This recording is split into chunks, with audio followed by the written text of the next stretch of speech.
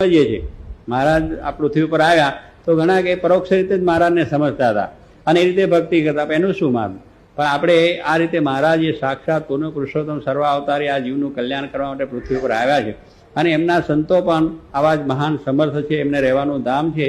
આવો જે એમનો મહિમા છે એ મહિમા એ સહિત જો આપણે એમનું ભજન કરીએ એનો આશરો તો સ્વાય કે આપણે કલ્યાણનો મુદ્દો આપણા હાથમાં આવ્યો છે.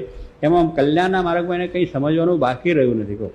કંઈ બાકી નથી રહેતું. આ બે જ વસ્તુ આપણે સમજ, પ્રત્યક્ષ ભગવાન ને સંત, એ થકી જ કલ્યાણ છે. મહારાજ બીજા વચનમાં કહ્યું છે કે 4 વેદ, ખર શાસ્ત્ર, 18 પુરાણ, ભારતાદિક ઇતિહાસ, એ સર્વમાં એ જ વાર્તા છે. ભગવાને ભગવાનના સંત કલ્યાણકારી. એમાં મહારાજે એ જ મુદ્દો બતાવ્યો. ભગવાનને સંત, ભગવાનને ભગવાનના ભક્ત આપણા બધા વચનાત્માઓ છે. એટલે ભગવાન શ્રીજી મહારાજ ગુણ પુરુષોત્તમ, એમના ભક્ત સંત જે ગુણાતીતાનંદ સ્વામી, એને જ આપણે આ વાત સમજવાની છે.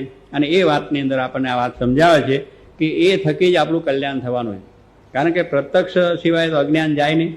પ્રત્યક્ષ સૂર્ય ઉદય થાય તો અંધકાર જાય. અત્યારે આપણે અંધકારને દૂર કરવો હોય તો થઈ શકે ખરો? આપણે બધા ભેગા થઈએ તો? જો કે મારે એક દ્રષ્ટાંત આપતા કે ગામની અંદર ખેડૂત લોકો અને એના 4 ભાઈઓ હતા અને બહુ લઠ જેવા મજબૂત જેવા. ખેડૂત લોકો તો બહુ મજબૂત હોય એટલે એ પ્રમાણે વિચાર કર્યો કે આપણા ઘરમાં અંધારું કરી જાય છે, આજે ગરવા દેવું નથી.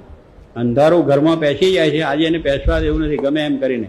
એટલે ચારેય ખબરદાર થઈને લાકડીઓ લઈને પેલી ડાંગો કડિયારી લાંગ હોય ને લઈને બેઠા.